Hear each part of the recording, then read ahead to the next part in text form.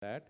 Sunil ji, he's an engineer from the College of Engineering and Technology and have 26 years of experience in paper and substrates. So I'm sure we can have a lot of questions for him. Uh, so he is also in his organization driving a shift from conventional to digital, and he has a much kind of global experience. So we'll learn a lot from him on this particular aspect. So welcome, Sunil ji. Yeah.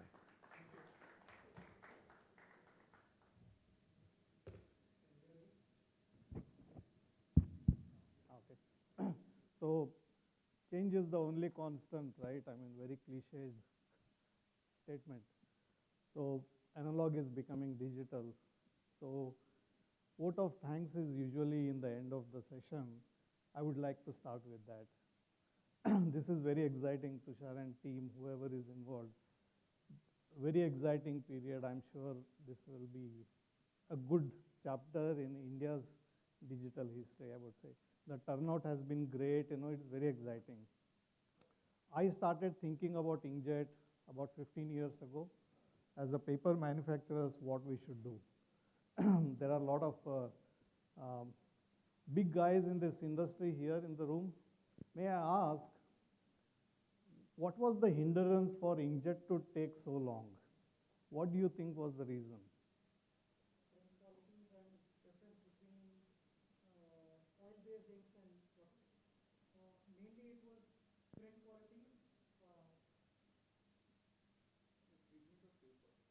Yeah.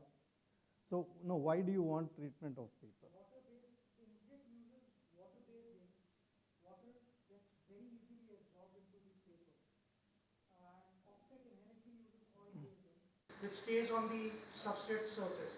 So there's very little penetration in terms of offset. But when you come to digital, as soon as the paper soaks in ink, it loses the vibrancy and sheen. Yeah, brilliant. I think, thank you for that answer. I think quality, that's what you mean. Quality has been a challenge. And take me seriously, because any product that you produce, I am the 50% stakeholder in that. Paper costs you 50%, sometimes even more. So I'm a serious guy, please don't laugh at my statements. So any small variation in the paper can impact your quality and the cost. Cost has been a major challenge in the world for inkjet. So when I started, 15, 16 years ago, started talking about inkjet grade paper in my company, they thought you have arrived too early. Show me the money, right? As an organization, show me the money. That was a question. I struggled. And now I stand here with a pride. I think India is arriving. It is happening here. Of course, Western Europe and Northern America, they were ahead of time because of whatever technology evolution that took place, appreciation for the quality, that was there. But I think our Asian market was kind of slower in that. So it was my dream. I wanted to start this paper. So the retention of customers has been more than 90%. So I take little pride in that because we bring the value. So that is what I want to talk about here. All of us, I'm not here to promote my product, forget which company I am from. My only humble submission is appreciate the quality. There are good papers, there are bad papers, okay? That will impact your cost pie. I'll tell you how it is going to impact and how you should be getting the benefit out of that. So I don't know how to navigate this. Okay, good. So just a bit of a GAN. Ignore the dates here because this was my last life when I was a product manager in Singapore. I developed this product. So we invested because on my insistence, company agreed to spend $200,000 that time to do the market research and find out. So I have some insights into that I would like to share, but it is dated, but I am very sure that trajectory of the data I'm showing, it is much more better now. It was growing like this, now it is taking off like this. So I'm just sharing whatever little bit of wealth of data knowledge that we have. So if you look at here, the ink and the value, I mean, it is just a kind of a juxtapositioning. What kind of investments that are taking place in the inkjet digital medium versus the normal offset medium, it is growing this way. If you look at offset, it is almost like dwindling or going down. I'll show in the next couple of slides. So if you look at here, if you look at there is a, does it work? No. Okay. So if you look at all print, this is the value of the product that it is being talked about, and here it is the inkjet. If you look at it, the trajectory is very clear. The percentage of the inkjet is slowly taking over. I think in normal life we get to see, nowadays we don't watch 3 hours movies, right? We want 1.5 hours. We are hooked to the reels. We don't want too long. The attention span is going on. So same thing is happening in the printing. The print runs are going down. Any printer can tell you that. That has been the trend. So the inkjet is becoming more and more prominent here. So if you look at the total number of the dollars that are being invested into the print industry, inkjet in 2016 was about 27%, 26.9. Okay, so that trajectory is even getting better. So more and more people are investing into the new technology in the digital segment, whereas offset they are trying to just squeeze whatever has been invested. So in terms of I was trying to join the dots that time because there was no clear-cut information available. So it was a European company we tried to hire and try to understand. So we back calculated. That time it showed that 500,000 tons of ATGSM paper would be consumed in the digital segment, which is quite a huge quantity that time, or a attractive quantity that time. But what was happening, that's what I was talking about. You look at these are completely concentrated in the North America and Western Europe. The matured market, right? Rest all of them are very, very fragmented. That is changing now. That's why we are having this, and so many people are interested to understand how the technology is evolving, which is a great news for us. So, and this is my interest, not as a brand, my interest that, that's why we are sitting here publishing, printing books, etc., which is the uncoated wood-free. That is where the majority of the growth is also taking place. A good potential is there in this business.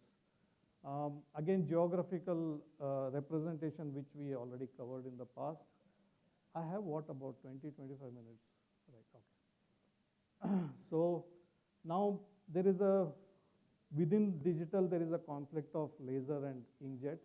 Looks like inkjet is growing faster than laser. Laser is kind of declining. That's what it says here.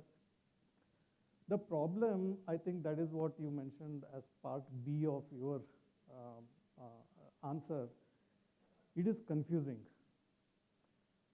With all due respect to the machine manufacturers, if you are here, that everyone is trying to come out with their own technology.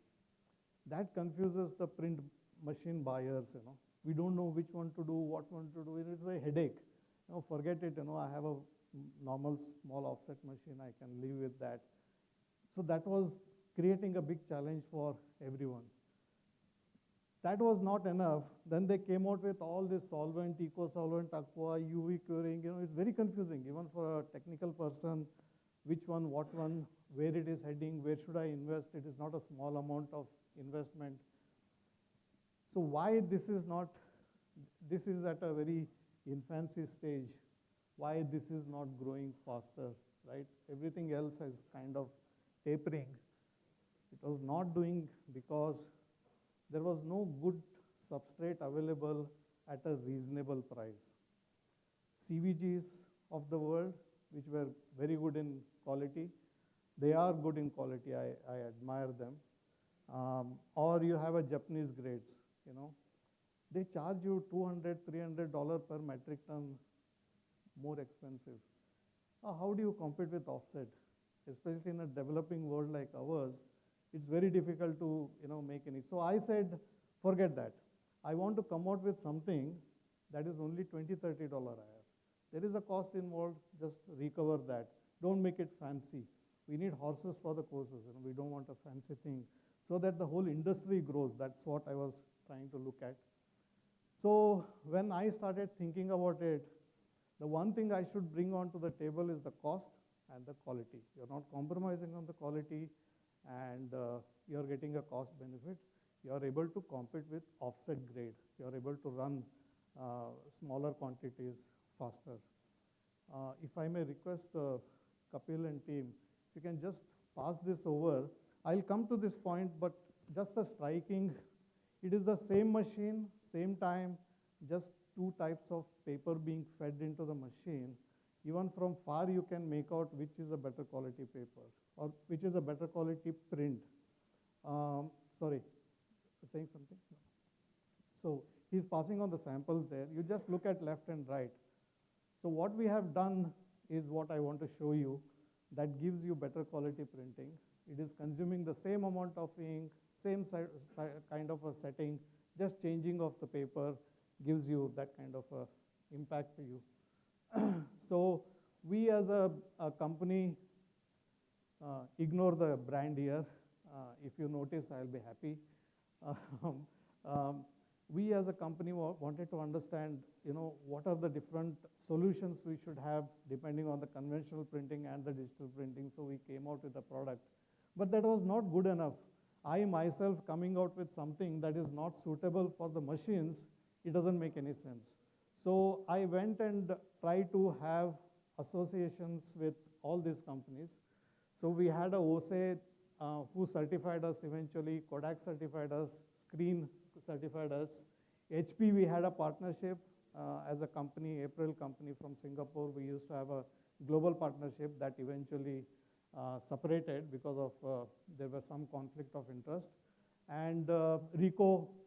So then we also went to institutes, so to make sure that what we are talking holds the water.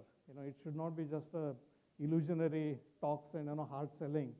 So we went to RIT in USA, BLI labs in USA, and also I have not put it here because I also wanted to do it in India. So we went to color mechanics, if some of you are aware. So we had a kind of lab testings in color mechanics. I'll show you what we did. So we try to work with the machine manufacturers to ensure that the imaginations that I had is going to work. So we have come out with something called ProDigi technology. So what ProDigi technology does, in a simplistic word, we can go into the detail, those who are interested later. What it does is, inkjet ink is a water-based ink, right? So when it falls, it is carrying colorant, which is a pigment, and a water. Most of it is water. Very expensive. Now, so when it falls onto the normal paper, the one that in the sample you see the poor quality, which is non-treated paper, when it falls on that, the ink goes inside, it penetrates. If you see at the back, you see the ink transpiring. If you look at what ProDigi technology does, it holds the pigment on the surface and it lets the water go inside, which dries off eventually. So because it holds on the top of the surface, not letting go inside the fiber is a porous material, right? That's why the colors look brighter. It's a very simplistic, I'm opening my trade secret here today. So we call it ProDigi technology. Again, the challenge for us was that our paper is used, I wanted to come out with a paper that works both for laser and inkjet. There is no point of having a very specialized product only for inkjet. As you all know, laser is it's a powder-based, toner-based, and inkjet is a liquid-based, water-based. So this is what I was talking about. If you look at the microscopic analysis of this, that is what you see in the printed sample. The ink is penetrating inside, and here it is, the colorant, not the ink. Colorant is remaining on the surface. That's why they look much more attractive for you. So it is, I mean, technically positive ions and negative ions, that's how they attract to each other, and the pigment remains on the surface. So if you look at the microscope, this is how things are looking. The Prodigy paper, the treated paper, is looking very solid, and the non-treated is looking completely, that's why it looks dirtier. It doesn't look very cleaner.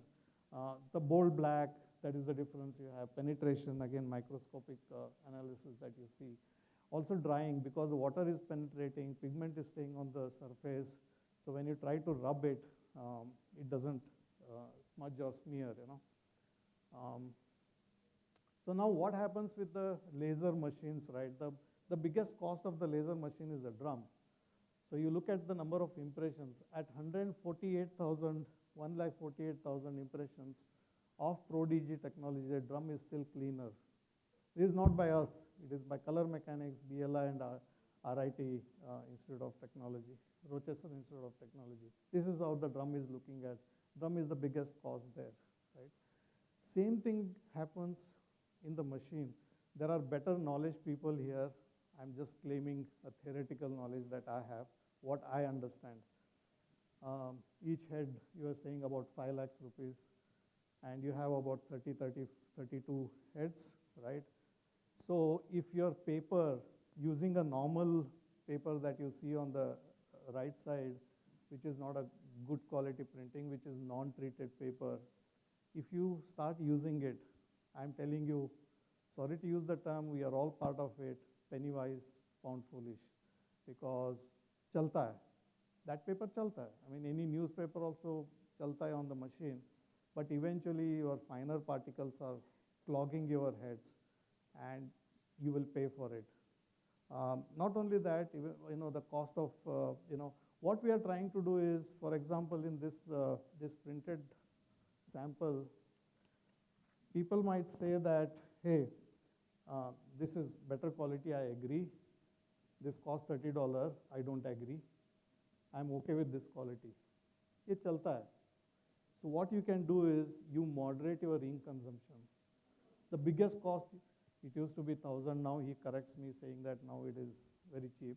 It has probably 20% of that, 10% of that. The ink costs are going down, which is a good thing for all of us.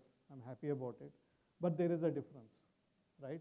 So if you save 10%, 15%, 20% on the ink cost, you save a lot. For me, make this paper free of cost, I've done a calculation on a A4 size. People we all use at home, the ink cartridges, it is so expensive. If you use a good paper and a bad paper, the paper is free of cost, There used to be a company called MOS in, I don't know, mail order services in Bombay. So we did one experiment there. That time I used to be in Singapore. I came down. I wanted to understand how my paper performs in India. So I did that experiment at a 20% ink coverage, because we don't print full ink coverage, right? At 20% ink coverage, if it is a transformational material, they could save $220 just on the ink those days. Okay, now it may be, I don't know, $50 or whatever. I have not done that recently. More than that, just now he was asking, I want to print 100 books, 2 books are spoiled, what do I do? For him, it is a smaller headache. Look at the transactional printing guy. The production guy in the night who is trying to print the bill and put it into the envelope, ensuring that my third page does not go to this gentleman, right? If it gets jumbled up, the machine stops, you need to take it out, you print all the pages again, collate again, put it in the envelope. So the production manager was almost bleeding. I have a video of his now. That company is closed. I mean, it has no significance, but it is very important to note. He was pleading that please ask my bosses to buy this paper, because the whole night I could run it without any problem. That is what the good quality paper and not so good quality paper does to your performance, so just be mindful of that. So it is because of the fillers. Why the fluff doesn't come out? What kind of treatments we have done is it should dry fast, it should hold the ink on the surface so that the quality of the printing looks better. While it should not give a fluff so that your machines are not spoiled. So it is the filler technology that we use. It's because of that. So these are the benefits that you get. So I will not read each one of them. I'm just trying to say the same thing in a different magnoscopic, because we use 2-3 different laboratories. They have come out with different details. Self-explanatory. I don't have to. You can see the good and the bad, right? How it performs when it is in the magnifying glass, and how do we try to do? So look at this picture. This is BLI USA report. Just looking at the same setting of printing, when you print it, you can clearly see the difference that you are seeing on the printed sample on the table. So it's all about color gamut, right? I'm sure you guys all understand. So the gamut of the treated paper versus the lower one. You want that is chalta hai quality, reduce the ink and save the money. That's what it means. So we have done an extensive study on that. This is the back side. So when you scan it from the see-throughness, the ink is penetrating. Because this is less, because the ink is held on the surface, not going inside. That's why it is very obviously giving a better quality. So I looked at the density. I'm just showing you this as a teaser. So the movie, those who are interested, I'm more than happy to, because this is a very passionate subject for me. We can continue to discuss. I'm just showing you the kind of differences that you give.